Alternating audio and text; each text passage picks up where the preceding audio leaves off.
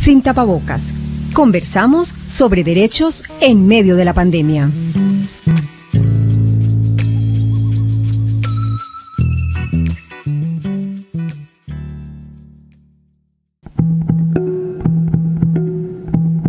La violencia en contra de las personas que ejercen como líderes sociales no da tregua en medio de la pandemia. ¿De qué forma inciden las medidas de aislamiento en las agresiones sufridas por líderes y defensores de derechos humanos? ¿Qué pasa en otros países de la región? Bienvenidos y bienvenidas a Sin Tapabocas, una serie en la que conversamos de derechos en medio de la pandemia. En este capítulo estaremos con Camilo González Pozo y con Juan Carlos Quintero, pero también escucharemos las voces de dos líderes sociales que nos van a contar su historia y la de tres lideresas indígenas que nos van a narrar cómo se ejerce la violencia en contra de las comunidades que defienden el medio ambiente en sus países. Estás escuchando Sin Tapabocas, una serie producida por el proyecto Hacemos Memoria de la Universidad de Antioquia y Bocaribe Radio. En el primer semestre de este año, el Instituto Indepaz ha registrado 121 asesinatos de líderes sociales en Colombia, de los cuales 61 fueron cometidos entre marzo y junio, es decir, la época en la que las medidas de aislamiento estaban más rígidas. A esas víctimas se suman 6 personas que eran familiares o cercanos a líderes sociales y 11 excombatientes que también fueron asesinados en ese periodo. En total, entonces, estamos hablando de 137 personas, lo que equivale a que cada mes fueron asesinados más de 22 personas. Entre los departamentos más afectados por esta problemática están Antioquia, Cauca y Nariño, así como la región del Catatumbo. Pero si se mira el problema de manera regional, las cifras de los países vecinos son bastante similares. De hecho, América Latina fue reconocida como la región más peligrosa para ser activista o defender los derechos humanos. Según la organización Frontline Defenders, el 64% de los asesinatos a estas personas en el mundo ocurrió en países latinoamericanos. Y uno de los factores comunes hallados por esta ONG es que los liderazgos más amenazados son los relacionados con la defensa de la tierra y la protección del medio ambiente. Es por eso que durante este programa escucharemos a Verónica Chicaiza, lideresa indígena del Ecuador, que nos contará cómo se vive la persecución a líderes en su país. Pero como Colombia sigue siendo el país que acapara la mayor cantidad de estas cifras, nuestro foco estará puesto allí. Y sobre esto es que yo hablaré con Camilo González Pozo, director de Indepaz, y Juan Carlos Quintero, integrante de la Asociación Campesina del Catatumbo. Conversaciones sin tapabocas. Hablamos sobre derechos en medio de la pandemia.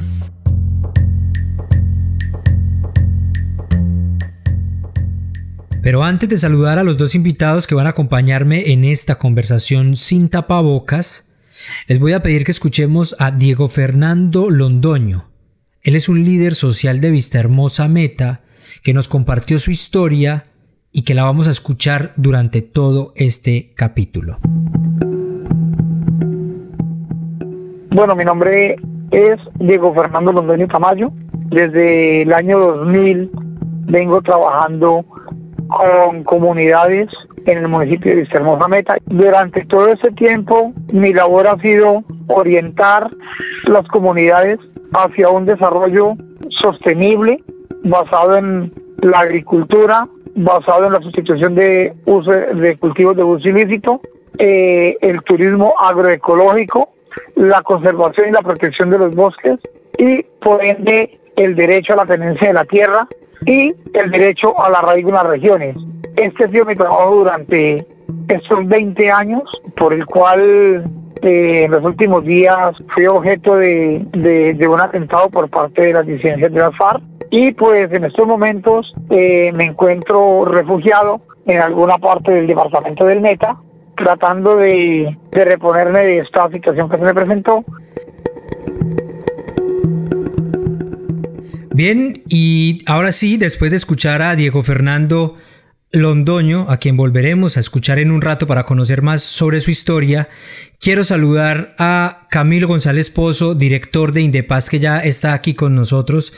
Hola, profesor, bienvenido y muchas gracias por aceptar la invitación. Sí, un saludo para ustedes y muy complacido en este tipo de programa. Yo creo que así es como promovemos una campaña de defensa del liderazgo y del derecho a la vida y a la paz. Y también quiero saludar a Juan Carlos Quintero, integrante de la Asociación Campesina del Catatumbo, que está también aquí para conversar. Hola, Juan Carlos, bienvenido.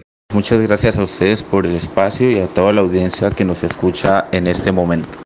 Para empezar entonces esta conversación, quiero hacerle la primera pregunta al profesor Camilo González, porque usted dirige una institución que ha estado muy al tanto del registro de todo lo que ocurre con los líderes sociales asesinados.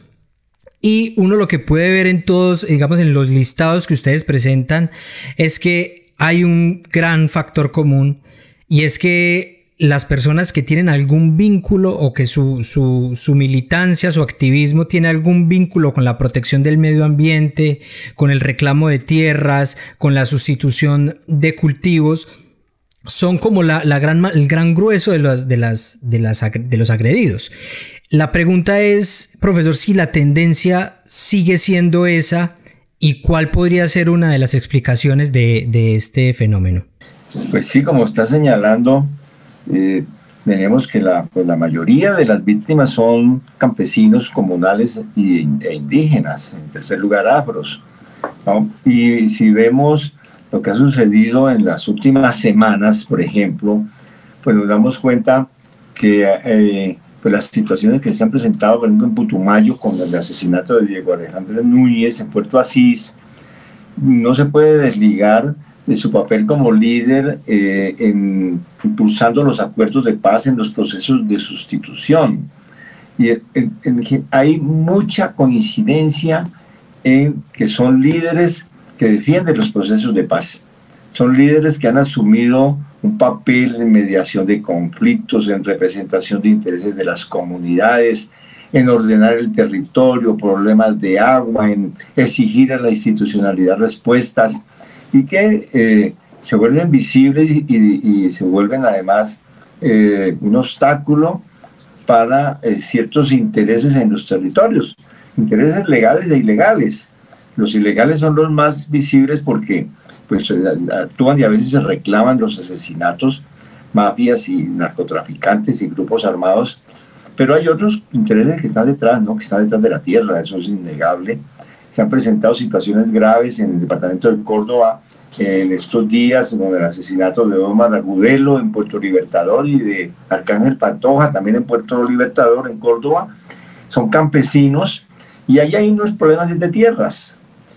Hay gente interesada en darle continuidad a ese proceso de despojo, de acaparamiento de tierras. Hay incluso vínculos con agentes del Estado, y entonces se expresa en atacar a los líderes, que son los que en la base, en la vereda, allá cerca del predio, están diciendo aquí hay un derecho adquirido, hay un procedimiento que debe seguirse, y esa vocería la vemos en muchos otros lados, líderes sociales, cívicos, comunales. En el departamento del Cauca, por ejemplo, 28 indígenas asesinados en este año. Es una cosa terrible y muy relacionado con la defensa también de derechos territoriales. Y eso los convierte en objetivo militar y de asesinato de sectores que pretenden esos territorios o que quieren, sí, los pretenden, ya sea para actividades ilegales o para minería o para otras cosas, o disputas por el agua, o que quieren frenar al movimiento indígena que anda en plan de recuperación de tierras. Y entonces vemos que hay un patrón común en contra de la defensa del territorio por parte de las comunidades, en contra de la defensa de los acuerdos de paz. Bueno, Juan Carlos, si antes de la pandemia no llegaban los recursos y la protección, ahora durante este tiempo de pandemia, pues es menos esperanzador. Yo lo que quiero preguntarle, Juan Carlos, es si usted desde su organización ha notado un cambio durante este tiempo de emergencia en el tipo de agresiones o en los actores que están amenazándolos. Este no ha sido un año fácil para la región del Catatumbo. Ha sido un año que ha iniciado con 2 paros armados que ocuparon todo el mes de febrero, decretados por el ELN y el EPL, que generaron una profunda crisis humanitaria. En marzo inician las erradicaciones forzadas y violentas en la zona rural de Sardinata y en la zona rural de Cúcuta. Aunado esto con la pandemia del COVID-19 y frente a la declaratoria de emergencia social y económica de parte del presidente Duque en relación al COVID-19. Primero, pues claro que las amenazas se han incrementado tanto en términos de asesinatos de líderes sociales y exguerrilleros de las FARC asesinados, como agresiones en general al acuerdo de paz y a las comunidades en su conjunto. En medio de estas erradicaciones y en lo que va corrido el año, han sido asesinados 8 líderes sociales y un excombatiente de las FARC. De esos 8 líderes sociales, 2 de nuestra organización. De esos 8 líderes sociales han sido asesinados 4 líderes, entre ellos un indígena y un excombatiente en medio del COVID-19, lo que da muestra que en medio de la pandemia, pues la criminalidad frente a los firmantes del acuerdo de paz y los líderes sociales no ha cesado. Claro, Juan Carlos, y justamente tú mencionas, además de los asesinatos, pues que hay otras formas en que a los líderes sociales se les viene atacando y que un poco el interés, o tal vez incluso porque es el más grave, se ha puesto ahí en contar los asesinatos y demás. Pero yo quisiera preguntarle al profesor Camilo González sobre esas otras formas de agredir a los líderes sociales. Pero antes les voy a pedir que sigamos escuchando la historia de Diego Fernando Londoño, líder social del Meta, que recientemente fue precisamente víctima de un atentado que casi acaba con su vida y que ahora permanece refugiado. Escuchemos. Nosotros aproximadamente 5 o 6 días antes nos llevaron a un sitio, a una reunión, en donde nos explicaban que ellos iban a volver a tomar el control y como que ya tienen el control del área, lo que ellos necesitaban era que todo el mundo volviera a sembrar coca, porque de ahí dependía la economía no solamente del campesino, sino de ellos también. Yo en mi haber como presidente de Junta les dije pues que tenían que tener en cuenta el perjuicio que podrían causar incitando a que todo el mundo sembrara, dado que la gran mayoría de las familias de ahí éramos integrantes del programa de sustitución de usos de cultivo ilícito. El joven, un muchacho bastante joven, se limitó a decirme que, en 2 palabras, que no hablara mierda, que a nadie el gobierno se iba a llevar preso y que a nadie le iban a aplicar esa ley. Y 2, que la ley en el territorio eran ellos y que si a alguien no le gustaba lo que ellos determinaban, entonces que se fuera. Que todo informante o sapo, entre comillas, y persona que no estuviera de acuerdo con ellos, que era objetivo militar inmediatamente. Conversaciones sin tapabocas. Hablamos sobre derechos en medio de la pandemia. Bueno, profesor, y a propósito de la historia de Diego Fernando, quisiera preguntarle por esas otras formas de agresión que recaen sobre los líderes y lideresas sociales en el país, que muchas veces no son asesinados, como es el caso de las historias que hemos escuchado, pero sí intimidados, agredidos ellos o sus allegados, y esto en últimas termina impactando fuertemente en la organización a la que pertenece. Es que la verdad es que existe una práctica reiterada en los territorios y un mecanismo pues de amenazar no solamente a las personas sino a las familias. No solo a los líderes, también están haciendo lo propio con las personas que están en procesos de reincorporación, que han sido combatientes en el caso de las FARC y que les mandan coronas, sufragios, todo tipo de cosas para tratar de aislarlos y estigmatizarlos, porque es que el asunto es que cuando una persona recibe una amenaza, ¿no? no solamente está el daño moral que se le produce, sino que al mismo tiempo genera una ola de estigmatización, ¿no? Tratan de aislar a esa persona, de evitar su relacionamiento con el entorno, con la sociedad, y obligarlo a salir o a declinar su función de liderazgo. Hay allí pues un daño enorme para las comunidades. La estigmatización es una de las cosas más graves, ¿no? Hemos escuchado, por ejemplo, a propósito de las operaciones que están haciendo de erradicación forzada en la zona del Guayabero, algunos altos mandos diciendo que es que allí los campesinos son idiotas útiles utilizados por los subversivos que están al servicio del narcotráfico. Es decir, hay todos unos lenguajes de estigmatización que caen sobre los líderes, terminan siendo parte de la criminalidad. Eso es una constante, la criminalización de la función social de liderazgo y de resistencia o de exigencia de derechos. Eso es un panorama muy complicado que se percibe en muchos lados, y no solamente eso, ¿no? Sino que pues va acompañado de otras agresiones. Claro, y justamente es muy preocupante ese daño que se hace sobre las organizaciones sociales. Pero bueno, quisiera cambiarles de tema para que vayamos encontrando tal vez salidas, recomendaciones que habría que hacer para tratar de resolver esta problemática. Pero antes de que me respondan sobre esto, vamos a escuchar a Verónica Chicaiza. Ella es integrante del colectivo Sembremos del Ecuador, y ella nos va a poner sobre la mesa un fenómeno que en Colombia también existe, pero que en ese país ha presentado quizá una dimensión mucho mayor. Estoy hablando de la persecución a líderes sociales y políticos a través del sistema judicial, a través de montajes judiciales, y que en Ecuador alcanzó a llegar incluso hasta el expresidente Rafael Correa. Escuchemos a Verónica. Hola, mi nombre es Verónica Chicaiza, soy ecuatoriana, joven profesional del pueblo quichua Cayambi. Desde hace ya 3 años, los liderazgos locales y nacionales hemos sido víctima de persecución política por defender un proceso liderado por el expresidente Rafael Correa, el cual impulsó políticas públicas en beneficio de las grandes mayorías. El actual gobierno nos engañó y se vendió a la banca privada y al Fondo Monetario Internacional. Es por eso que no fueron casuales las protestas de octubre del 2019. Es decir, ya veníamos arrastrando una crisis provocada por la falta de decisión política de Moreno y sus nuevos aliados.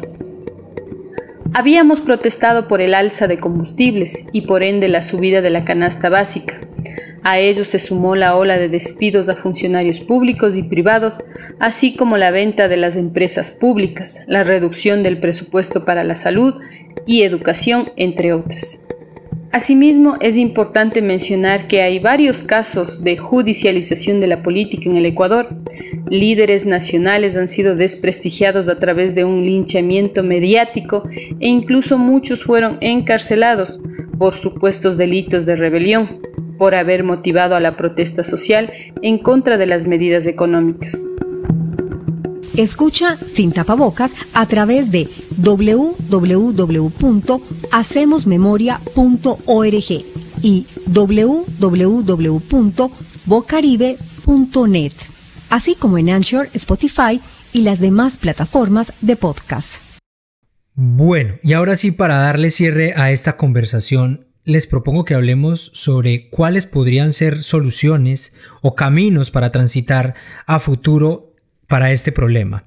En el caso de la Asociación Campesina del Catatumbo, Juan Carlos, ¿ustedes cuáles reclamos han alzado frente al gobierno nacional o a las instituciones del Estado? Los mecanismos para resolver el problema del Catatumbo y de las zonas más apartadas, o lo que algunos han llamado la Colombia profunda, las bases están en el acuerdo de paz. Aquí los expertos, y está probado, han evidenciado que las causas estructurales del conflicto social y armado en Colombia es el tema de la concentración de la tierra. El acuerdo de paz lo plantea así. Nosotros hemos dicho que si el gobierno nacional cumple los 15 planes nacionales que están incluidos en el punto 1 no desnaturaliza el programa de desarrollo con enfoque territorial PDET, pero aparte formaliza la propiedad de la tierra y empieza a cumplir el acuerdo de los 3 millones de hectáreas de tierra, avanzaríamos enormemente en pasos agigantados frente a la reconciliación. Frente a la participación política, el gobierno tiene una deuda enorme en generar garantías mismas del derecho a la vida, pero además un hecho concreto que es el de las circunscripciones transitorias especiales de paz, que a regiones como el Catatumbo le permitirían tener su propia representación en el Congreso de la República. Y están las herramientas frente al narcotráfico, que son una arista del conflicto armado, y que el punto 4 del acuerdo lo ha planteado muy bien desde el punto de vista de darle oportunidades a los campesinos, indígenas y afros que cultivan ilícitos a través del Programa Nacional Integral de Sustitución PENIS, generar una política de consumo, de salud pública frente al consumo, y generar una política seria de guerra frontal contra el lavado de activos y el narcotráfico. Y el punto esencial de reconciliación, que es el sistema de verdad, reparación y garantías de no repetición. Por eso nosotros hemos planteado que las bases están en el acuerdo de paz. Es un hecho de voluntad política hacerlo para poder resolver el problema no solo de Catatumbo sino de Colombia, pero que en la particularidad de Catatumbo también es necesario ampliar la posibilidad de que el gobierno nacional y el ELN traten de superar a través de una mesa de negociaciones el conflicto armado y avancemos hacia las transformaciones que requiere el país. Y para el profesor Camilo González, ¿cuáles han sido como las principales recomendaciones o salidas que han encontrado desde Indepaz? Bueno, la verdad que esto tiene muchos elementos de política nacional, pero lo primero yo creo que es que tiene que generarse una campaña nacional, digámoslo, de respaldo al liderazgo social, de no violencia, de implementación de los acuerdos. La idea del Pacto Nacional de sacar las armas de la vida política y social de Colombia, que está en el acuerdo de La Habana o del Colón, yo creo que es una idea central, pero tiene que haber un compromiso ético con la vida y un mensaje claro desde las máximas instancias digámoslo, de creación de opinión y de autoridades éticas, morales, políticas del país, porque es que se escuchan silencios que son terribles. Aquí es la frase por algo debe ser, no estaría sembrando café, cosas de ese tipo. El manto de la duda cuando hay un líder asesinado se ha convertido en una ideología perniciosa. Entonces hay que hacer una reconstrucción ética de solidaridad. Y por otro lado, la implementación de los acuerdos. Yo creo que eso es fundamental. No puede haber una mirada individual, es decir, no es que se necesite un chaleco y un celular y un carro para cada líder, porque eso es imposible, pero además es ineficaz, ¿no? Sino que tiene que haber un ambiente. Y en las regiones más golpeadas, en el Catatumbo, en Córdoba, en el Cauca, en Nariño, en Putumayo, pues políticas sociales y una estrategia de la fuerza pública que no sea una estrategia de guerra en los territorios. El gobierno tiene una estrategia de seguridad y defensa que es fundamentalmente de guerra.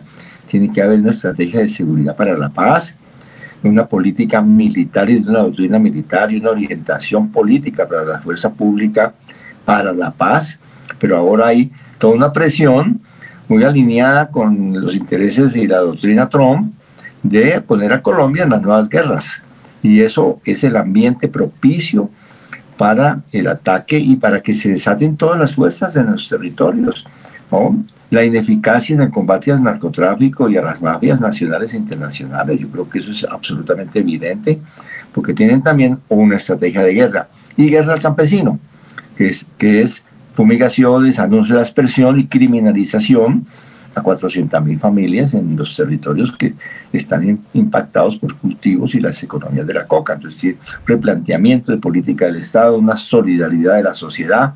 Entonces eso es lo que le corresponde al Estado. Y por supuesto hay que tener una política de desmantelamiento de estos grupos criminales, de grupos herederos del paramilitarismo, de todas estas formas de expresiones de violencia, una política de seguridad humana y una política efectiva en los territorios frente a estos grupos. Son muchas aristas, muchos campos, pero así es de compleja la situación y de compleja deben ser las respuestas.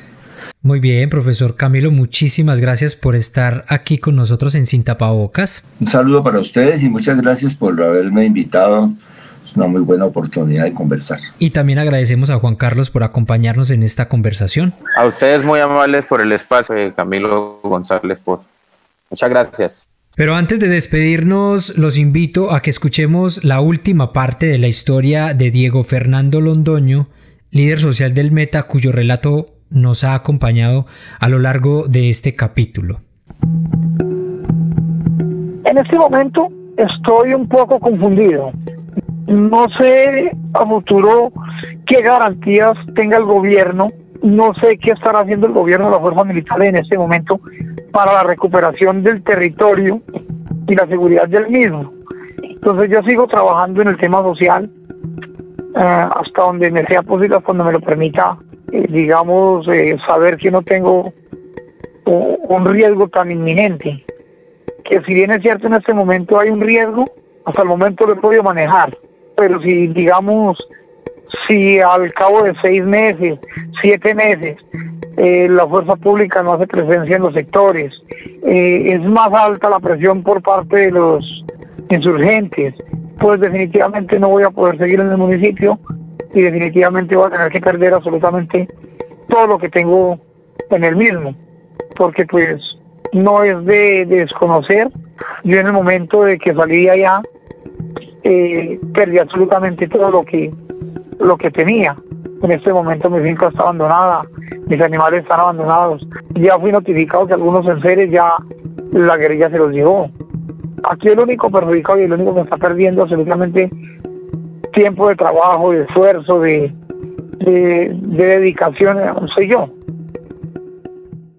Con estas palabras de Diego Fernando Londoño, líder social de la Macarena Meta, finalizamos este capítulo de Sin Tapabocas, una serie en la que conversamos sobre derechos en medio de la pandemia. Si usted quiere saber más sobre la situación de los líderes sociales en medio de esta pandemia, visite la página web www.hacemosmemoria.org. Allí va a encontrar varios contenidos relacionados con esta problemática. Y antes de despedirnos, les queremos agradecer a todas las personas que nos ofrecieron su testimonio para este programa.